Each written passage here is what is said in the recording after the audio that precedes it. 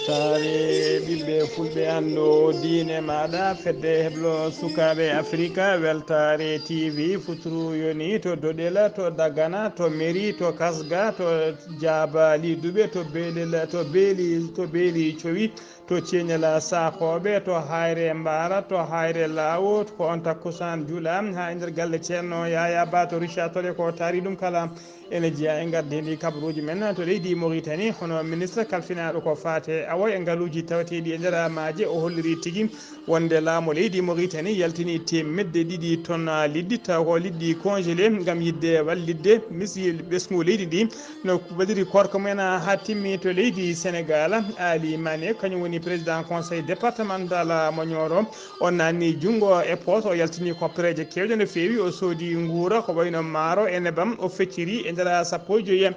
commune tawateɗi e nder département mo halfina to leydi Gambie suɓgoji sarɗoyeji leydi ndi ma en ketto musidɗo men koddanene Abou Bah to leydi Mali état major général des armées mo leydi ndi ɓayyini communiqué mum mo tonggode nogas e jeenayyi ɓe kolliri tigui ɓe jooɓima hen pittali seɓɓitiɓe to leydi Niger gonmen noɗo wonde ministre de l' intérieur hono biyeteɗo Cissé Ousmane Ibrahima o wiyama teeɓo o waali jamma makko gadon e nder kaso to leydi Guinée Alpha Condé gonnoɗo hoorejo leydi ndi modde dadiɓe nder guiti laamu mum gonnoɗo e oɗo saaha kala to émirat arabe uni e mbadi safruji o arti ñalawma hanki walla jamma hanki e nder Conakry to leydi Cameroun ko rafi biyeteɗo choléra kañum tampini oɗo saaha joni tawati prisonnier ji tawateɓe e nder kasoji fadde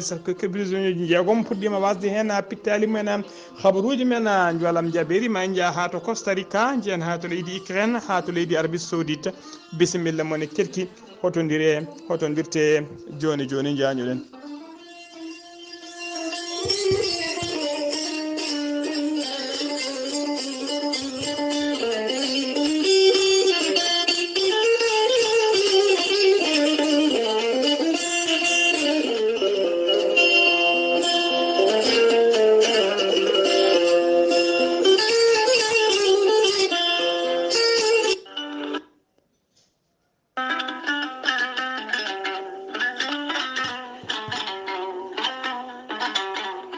fulɓe mbi ko hoynanteno so saami foti ko hoccede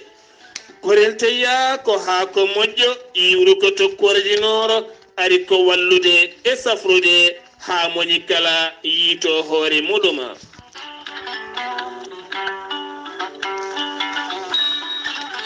gorel teya ko haako moƴƴo ko ala rewam ala effet iwren ko tokkordinoro way tan kono haako wargani a wulnan ndiyam ma ha wula mbaɗa hen aɗa yara aɗa saforo an donkuɗo yo ƴiƴa mum dog e nder ɗaɗi muɗum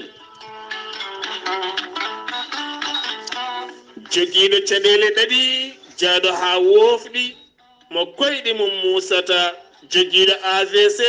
jogii karƴak mo nangata taare ɓandu wuloru jaaɗoru jottiɗo jokkata enɗam yahata juma e jama ngam koyɗe musoje jokkodir e gorel teya hewɓe ceetima gila jokkodir e gorel teya dañi jaam dañi afiya gandi koɗo hen ha ko iwru ken tokkordinoro ko kawisaji Allah e bawɗe Allah sa yiɗi hebde hen ko laaɓi so tawi koto leydi Congo gonɗa jokkodirta koye Mamadou Gaya mbatta ko 00242 05 050 36 08 so tawi koto Afrique du Sud gonɗa ko Ibrahima Sow jokkodirta 0027 827 46 76 72 so tawi koto États-Unis de Amérique gonɗa Abou Sow Kawral Fouta business +1 34 77 01 56 77 so tawi koto Mozambique gonɗa Ibrahima Ba Pemba Cabo Delgado ɓurɗo andede Alex mbatta ko +258 86 128 77 21 so tawi koto leydi France Haruna Ngayda 00237 82 33 80 55 so tawi ko site internet mo gorel teya www.gorelteya.com sa jokkondire ɗeɗe hene tonggode kala ɗo gonɗa ma jokkondire gorel tayya ha mbawa yitude hen hoore maɗa.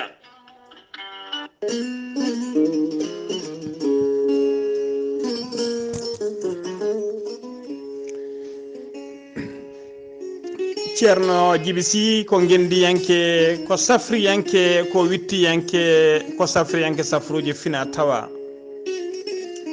ceerno Djiby Sy ko jaadinɗo ɓalawal e danwal kala laaɓɗo reedu malaɗo woni joguiɗo humpito gollal mum hano hannirta ni. ceerno Djiby Sy ene yawrani ɓen weddaɓe korte wonduɓe dabaruji ɓe arsugaji mumen kippi. ceerno Djiby Sy ene jogui pegge ɓeydoje arsigaji e pirtoji dabaruji kala omo jogui usula.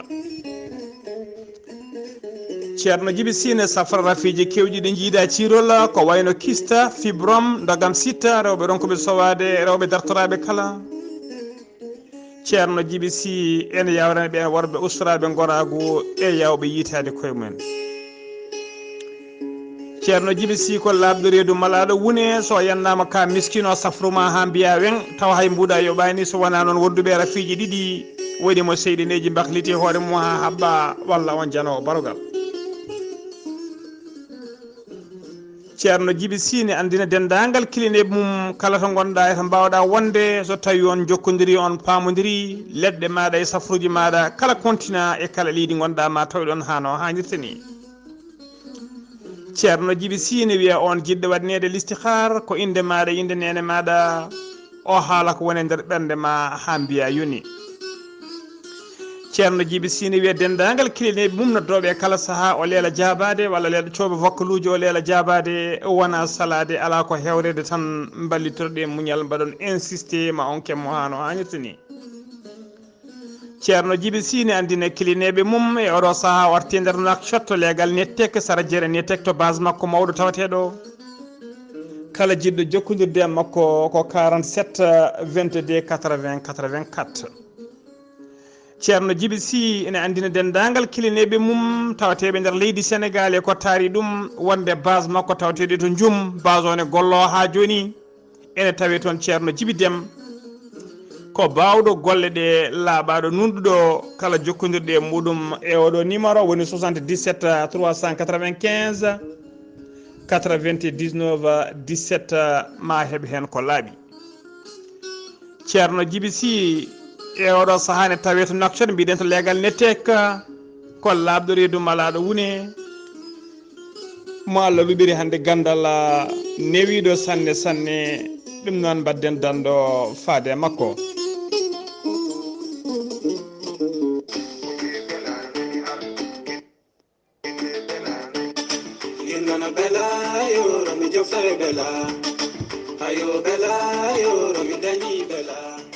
ayo bela mi nani bela mi joftay bela ko docteur Djiby Sow le grand guérisseur.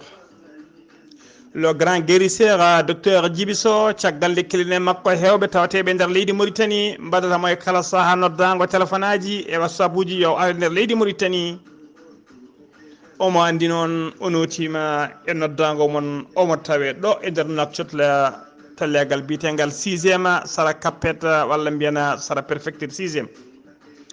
sara préfecture 6e e mbedda paaɗo to Carrefour Bouddha. le grand guérisseur docteur Djiby Sow ene tawe ɗon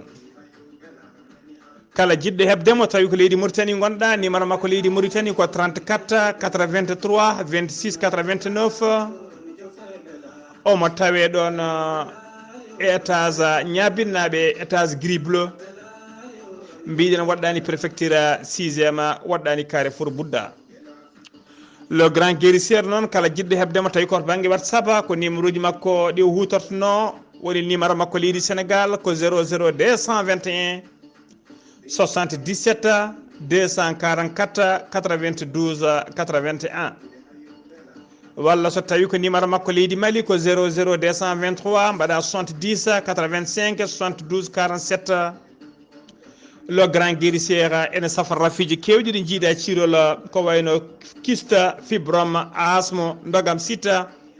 hémorroïde nattowo e jaltowo kala faiblesse sexuelle éjaculation précoce rewɓe ronkuɓe sowade rewɓe sattoraɓe dewle worɓe usraɓe goragu e dendagal rafiji ɗi neɗɗo ande hoore mum jokkodiri e le grand guérisseur joni joni jiituɗa hoorema ha no hannirta ni le grand guérisseur ne andi noon o addi leɗɗe kese pulla o fewni leɗɗe makko pewnaɗe ɗo sur place neɗɗo ponnoɗo oppirede o rokkumaɗe e leɗɗe rafiji jalta ha laaɓa tawa waɗani opération reeduma sekaka le grand guérisseur docteur Djibiso komo Allah luɓiri hande Ganndal ene wiya mbadden danɗo faade makko.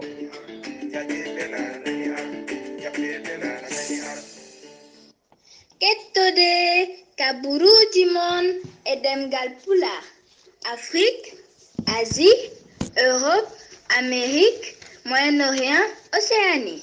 Jam hiire moon musidɓe tedduɓe eɗen gone hoyre-biir jeenaya lewru seeɗto hitande ujunnaji ɗiɗi e nogas e ɗiɗi kabaruuji men e ɗemngal pulaar e sawta he ko musidɗo moon sehil moon Ghalii Abuu Bah to karallagal to ha mbawon yide en to banggue YouTube ko miñi men sehil men Saydou Abou Bah kabaruuji men e ɗemngal pulaar koto leydi Mauritanie puɗorɗen jagorgal leydi ndi kalfinade ko fate Cellal aade o holliri tigui aljuma hanki o e nder nakcota rapport makko taw on rapport noon ko inspection bannoɗo e nder pharmacie naji e nder pharmacie naji ɓe mbaɗi tigui tawa ɗina on rapport baɗaɗo e nder pharmacie naji holliri tigui ko premiére trimestre woni lebbi tati garwaniɗi ndeɗo hitande nde gonɗen woni 2022 rapport o noon holliri wonde inspecteur uji ɗiɗi ɓe jillima sappo e nayyi mo gaɗɗa wondude e arrondissement goto tawi noon ko nokkuji ɗi ɓe jilliɗe ne tawi hen villageji tati taweteɗe e nder nakcoto wondude to hoddela chargui ɓe jeehi ha to dakleta Nouadhibou ɓe bicciti temedde ɗiɗi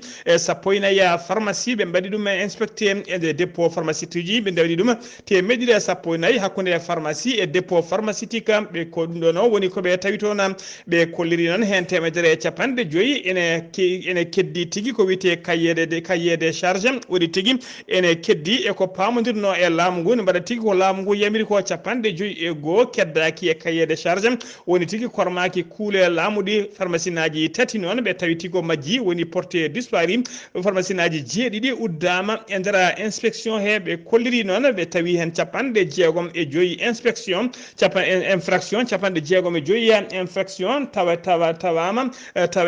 tawede e nder capanɗe joyyi e goho dépôt pharmaceutique ɓe kolliri noon ɓen noon taw ko respectani ko wiyete clause cahier de charge waɗi tigui e majji uddaɗi hen waɗi e majji kadi mbaɗama amane jooɓi amanduji mumen sappo e ɗiɗi infraction ɗi noon ko tawaɗi ene jeeya médicament ji taw ko médicament ji périmé woni ɗi happu mumen gasi sappo e jeegom tawa tigui ko bindani prix ji médicament ji he joyya jeeyat ngala licence koko kaɗano tigui koko mbiyano yo pewnu kayitaji mumen pewnani kayitaji mumen keɓani licence sappo e jeegom ko tawaɗi ngala ko wiyete responsable technique sappo e goho tawa tigui kene jeeya médicament ji taw ko médicament ji ɗi hay goto wawa andude ɗiɗon médicament ji holto ummi hol leydi fewni ɗum e holto ummi ɓe kolliri joyya noon joyya e ko joyi ɗon ko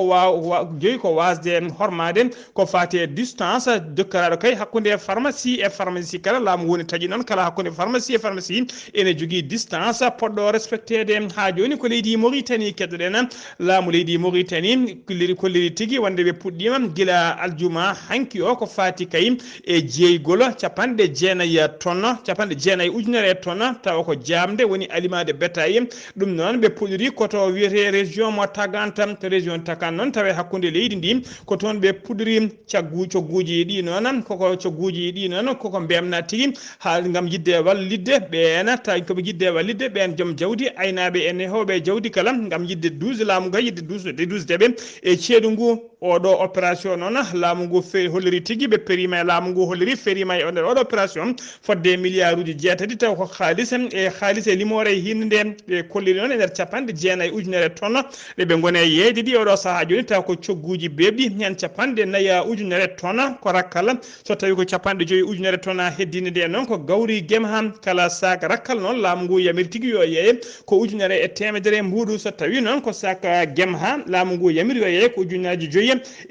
ujunnaji joyyi e temedde ɗiɗi mbiɗen sac rakkal ko ujunnaji joyyi e temedere so tawi ko sac guem han ko ujunnaji joyyi e temedde ɗiɗi leydi mbuuɗu hono no holliri kay Mohamed Wulu Souaidet on woni ministre kalfinaɗo ko fate l'élevage ha joni ko leydi Mauritanie keddoɗen ministre kalfinaɗo ko fate awo e ngaluji tawteɗi e nder maaje kaɗen o fuɗɗima aljuma hanki o kanko ne peccugol taw ko peccugol liɗɗi noon e dokkirgol peccugol e dokkirgol liɗɗi ɓe puɗɗiri ɗum noon koto sebha legal sebha e nder Nouakchott tawi kadi ko ballala laamu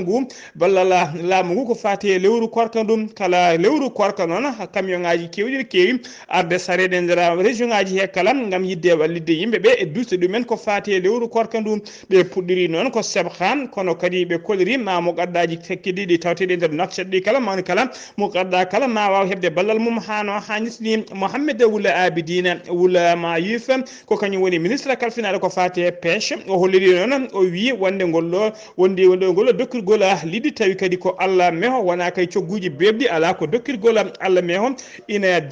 tigi ene joofi kay wonande kay ɗina ene joofi jumaji ma joofo kadi ɓeena witeɓe mahdaraji woni tigi to almuɓe janggata ma joofo kadi almameɓe tawateɓe e nder jokli leydi he kala beele moni foof ne wawa hebde liɗɗi mum hano hannitni oɗo ɓe holliri noon oɗo opération ramadana ko temedde ɗiɗi tonnes taw ko liɗɗi congelé baɗi carton ngaji liɗɗi congelé kañum tigui feccite yimɓeɓe tawi kadi ko gratuit woni dokkirgol Allah meho tawi kadi eɓe jokka toppitade ko fate nokkuji taƴanoɗi ɗina nokkuji noon koto liɗɗi jeeyete taw ko cogguji ɗi laamu ngu dotti tawa kilo liɗɗi ene waɗi nokkuji kilo liɗɗi yeyete ko 50 ha mbuɗum ene waɗi liɗɗi kadi taw ko liɗɗi qualité ɗina kala kilo ne yeeye laamu ngu ne yamiri yo yeeye temedde jeeɗiɗi tawa kilo fonno yeeyde ujunnaji ɗiɗi e temedde jeeɗiɗi yo yeeye temedde jeeɗiɗi e mbuɗum ha joni kabaruuji men ɗemngal pulaar to leydi Mauritanie sen ummima to leydi Mauritanie ko to leydi Sénégal paaɗen to leydi Sénégal jeen ha to région mo Nioro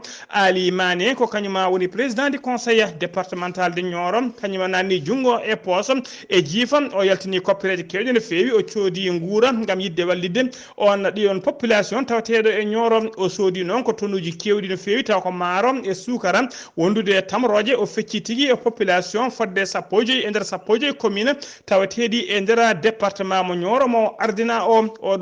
ñalawma kadi ñalawma o feccire kadi holliri o bismima yimɓe hewɓe tawateɓe e nder département o bismima ɗum to galle makko waɗade ɗumen nde kumtari ɓe kolliri hen kamɓe foof weltare mabɓe no fewi o holliri kadi wonde hitande hikka nde oɗo parrainage e nder commune département mo Nioro holliri tigui maɓe ndendi toon temedde joyyi maɓe ndendi toon capanɗe joyyi ujunere woni 50 000 parrain ɓe mbawa tigui wallidde landa Macky Sall ardika ha joni ko leydi Sénégal keddoɗen jeen ha to weeli ngara noon ñande jamma alkamisa ene wiyata aljuma 7 lewru avril gonɗen du ko accident musɗo waɗi e dow lawol bitego route national numéro 6 waɗi mayɓe hen ɗiɗo wonduɓe mayɓe ɗiɗo taw ko sagataɓe worɓe hen goto jeeya koto wuuro witego Cellal Besel goɗɗo ene jeeya nokku to wiyete Sinthiane yero commune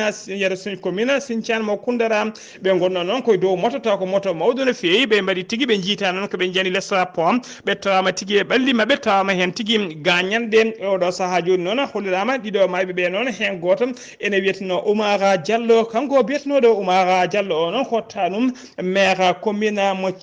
Sinthiane Koundara galle bari ha joni kabaruji men ɗemngal pulaar to leydi Sénégal ha joni jeen ha to Ziguinchor kettoɗen correspondant men Amadou Kébé salamu aleykum rahmatullah bandiraɓe sehilaɓe Weltaare TV ɓiɓɓe Afrique on calminama on juurama on ñagama duwa on neldama duwa ina wayno kabaruji garanɗen ɗo e nder Ziguinchor hanki ina wayno ko on wokaji ɗi juuli en wokaji ɗi gardi ga noon koɗi nogas kono ko hen nayo kujjinanto mayɓe ɓe adi darade fodde mintaji 12 ko Joogu Ndiaye o wi mayɓe ɓe ɓeɗo mbara ko amde e belade jano ko tenoyde jagga mbara kanko juge o namdima holto ɓen goni o wi ɓen ko mayɓe mbawa arde o gayni Biran Ndiaye ƴetti on hujjinanto ko waraɓe ɓe o wi ko ɓuuri tan raɓɓidde e konngol goto men fof yo yoɓ million ngaji 20 Abdoussalam Gueye ummi hujjinanto ko mayɓe o wi ɓeɗo goto mum fof yo soke kadde gurdam muɗum yoɓa 100 million ɓe gayni kamɓe tato métre kelo dorli hujjinanto ko sokaaɓe ɓe 14 wonɓe ɗon ɓe rena capitaine bassen journaliste o e Umaru Poy Badji e wondiɓe mabɓe o wi kilere makko ɓe yo goppe dossier o ko livre ala haydara ko widde ɗum noon ɓe mbaɗani ɓe tinani ɓe tawtoraka wargo ngo koɓe takkaɓe on majjani haala an wokaji Demba Siré Bacculi o ɗo hujinanto ka waraɓe ɓe o wi ɓeɗo goto fof yo soke duuɓi 10 duuɓi nayi ɓe cokama ɓe weyde hen jeegom goto fof yoɓa 100 million ɗum noon ne wayno koroso konda min jooɗino toon o wi ɓe natto e nder ɓe garti ɓe mbi projet o ha altine ɗum noon ko ɗiɗo kabaruji garan ɗo e nder Zig FM jokkodirde e Weltaare TV musidɗo moon Ahmad Ishaqa Keɓe gorko mo Mbotto keblowɗo kabaruji ɗo e nder Ziguinchor Allah jarama jarama yalko e walde jam Amadou Isa Keɓe allahumma amina emin mbima tan noon aɗa hewno rendinde namde ko fate diine islam nelduna ɗum ceerno Amadou Tidiane Alpha Ba to Moderna Kahidi ha to galle Samassa kono bandiraɓe kolori ɓe mbayri nande ɗen namde kadi eɓe cohli namde ɗe kala saaha no kewnoɗa wadde ɗum noon emin mbima ya tinno ya jokku wadde ɗen namde kala saaha kabaruji men ɗemgal pulaar senno mbima to Ziguinchor woɗɗani leydi Gambie ko leydi Gambie paaɗe nan leydi Gambie noon dawri subaka hande o ko sumgoji ko fate sharɗiji leydi ndi ma en ketto musidɗo men kodda Nene Abou Bah. eyyi ko noon tigui Allah jarama hettiyankoɓe Weltare TV ko ɓuuri tengtude kabaruji men e ñalawma hande o ko sumgoji ko fati e banggue sarɗiyankoɓe ɗo e nder leydi men Gambie fodde diwanuji jeeɗiɗɗiɗe ne wayno bureau de vote ɗi fof udditama guila waktuji 7 subaka ene wayno tigui rigui toppitiɓe ko fati sumgoji ɗo e nder leydi men Gambie woni IEC Independent Electoral Commission ene wayno kamɓe de ɓe kolleri sumgoji ɗi eɓe jogui hen yakar ma yaaru no hannirta ni enete ko wona ɗum ko de a joni hoorejo leydi ndi président Adama Barrow e landa mum woni NPP kongol ɗo woni lawol gadinigol ngam tan yahande hoore mum jeede sumgoji sarɗiyankoɓe caggal nde landa mabɓe o sosa hitade ujunnaje 2016 taw eɓe jaade ko wiite coalition o kono caggal nde landa mabɓe o sosade kadi o heeɓi jencude sumgoji lefol laamu hitande ujunnaje 2021 ngol ɗone kadi o holliri ene wayno jencude ɗiɗo sumgoji ko kanko tigui jogori ƴettude ɗum no hannirta ni endetene ala kadi ko teska ko fati banggue kareli walla dukoli e yangarta haydara la ko woni hen caɗele tan ko yimɓeɓe jaltani saabu ɗum ɓe mbi goo hawri koye lewru korka ɗiɗi kadi sohnaɓeɓe ma dutto e katene mbawa defande jalluɓe e ko nandi hen kono kam e nder bureau de vote uji ɗi ko ɓuuri hen hewde teska hen ko yewede mawde saabu ɗum yimɓeɓe e jaltani no hannirta ni nete gam tan yaade weddoyo sumgoji mum no jayden koɓe kolliri ɓe mbiya sikkat mataw wana sumgoji dawi ɗo hande e nder leydi meɗen te Gambie kono kala ko wawi wonde hen de inchallahu rabbi ko fati e Weltare TV ma waw humpitade ɗum no hannirta ni enete ɗo e nder leydi meɗen te Gambie ana jokkodiranno e moɗon ɗo e Serekunda kodde Nene Abou Bah feede Weltare TV. kodde Nene Abou Bah en calmini dendagal hettiyankoɓe Weltare ɓiɓɓe fulɓe to Serekunda e ko taari ɗum kala sen ɗo wima to leydi Gambie ko to leydi Mali paaɗena état major général mo leydi Mali ɓe ɓayyini communiqué mabɓe mo tonggode 29 on communiqué noon ko hollide tigui wonde ha joni wonde forces armées malienne dadiɓe leydi ndi ene jokki e kala saaha yiilade e haɓade seɓɓitiɓe tawateɓe eto mbawi suudade nder leydi he kala e nder communiqué he noon ɓe kolliri tigui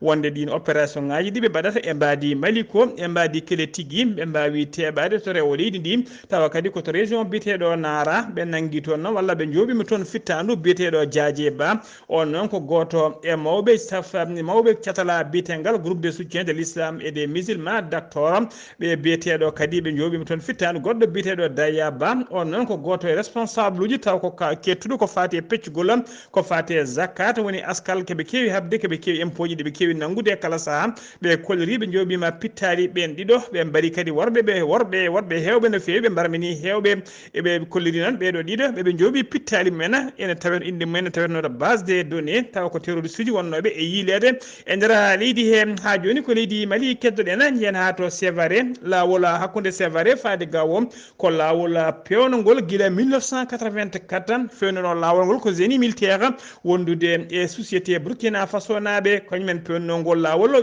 hollirama noon e oɗo saaha joni lawol ngol juutedi maggol ko temedde 5.jeetati kilométre woni 580 kilométre goudron o noon koko boni no feewi oɗo saaha joni lawol ngol ne metti rewde ko ɗum saabi sofereɓe mbawi kay tafde laabi mumen péri laabi walla mbiyana mbawi tigui wadde déviation ngaji ceeri laabi mumen oɗo saaha joni ɗina laabi noon ɗeɓe kewi rewde kay teskama eɗi juuti no feewi saabu e kala oɗo saaha joni ummade sévare faade gawo ene waɗa 48 heures woni balɗe ɗiɗi saaha ha 72 heures woni balɗe tati eɓe mbaɗa e lawol ene teska kadi e kala saaha seɓɓitiɓe ene kewi tufade bommoje mumen pettoje e laabi he taw tufoto ko koninkoɓe leydi ndi kono e kala saaha ko bisuji transport e auto ji personnel kewi yaɓɓude e ɗin petti bombo joɓo pittali mabɓe ɓe kolliri kadi lawol ngol ne ngakki nden kay kisal no fewi saabu ne heewi barasuji ene waɗi nokkuji ko koninkoɓe leydi ndi tawate hen tuggita sévare ha to fewi askiya kono to nokku to wiyete petaka hollirama tigui nder région mo douanza toon ko dosoji en kañumen mbaɗi toon paale mumen kala ɓenno ma yoɓa temedere mbuɗu woni 500 francs ɗum ko coggu ata e mabɓe so tawi noon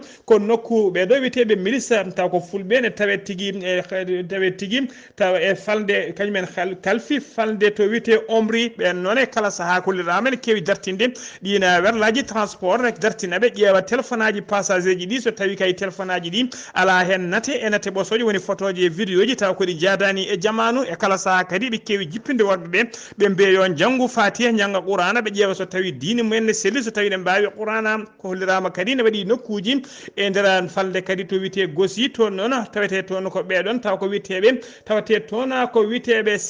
CSP woni cadre stratégique permanent ɓen noon ko yimɓe azawata ɓen noon e kala saaha dartini oto kewi namdal oto ko 10 000 woni ujunnaji ɗiɗi franc CFA sahani hollirama ko ɓiyen passager ji kañumen kewi fiide cotisation cotise ha ɗimma 10 000 mbawa rokkude nde mbawa ɓennude ɗum noon hollude tigui oɗo saaha joni nden ka e kisal ne ngakki no fewi caɗele kadi mawde no fewi e tawe ngol lawol ummade sévare faade gawo koto leydi Niger paaɗen gonnoɗo ministre de l' intérieur leydi ɗi hono biteɗo Cissé Ousmane Ibrahima o nanggama o sokkama aljuma hanki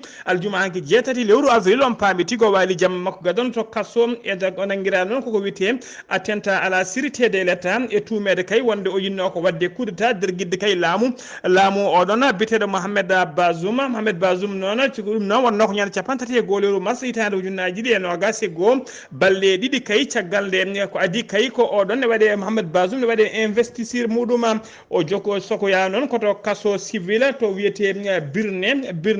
birne gawre ene tawe en temedere kilométre hakkude mum e ñaame o sokka noon koye mbadi mandade dépôt woni tiga mo fettona ñawore makko habaruji men ɗemngal pulaar sen ummima toon koto leydi Guinée paaɗen colonel Satiba Coulibaly kañum woni chef d' état major général des armées mo leydi Guinée o waɗi communiqué makko hollirde kay wonde Alpha Condé gonnoɗo hoorejo leydi ndi mo koninkoɓe darguinno leydi mum mo darguinno laamu mum tawateɗo ɗo saaha kala to émirat arabe uni e mbadi safruji o arti aljuma hanki o e nder Conakry lamorgo leydi ndi Alpha Condé noon guila joyi lewru septembre laamu koninkoɓe darguinno laamu makko e nder communiqué he noon oɓe kolliri tigui wonde omo eɓe jarna dendagal wallunoɓe kay ha opération kanko Alpha Condé ha wawi yaade caggal leydi e mbadi safruji ɓe kolliri kadi wonde Alpha Condé ma heddo e nder leydi he kay ɓaade kay cellal makko ne rokkima ɗum kadi dendagal ko wiyete intégrité physique makko e ko wiyete tigui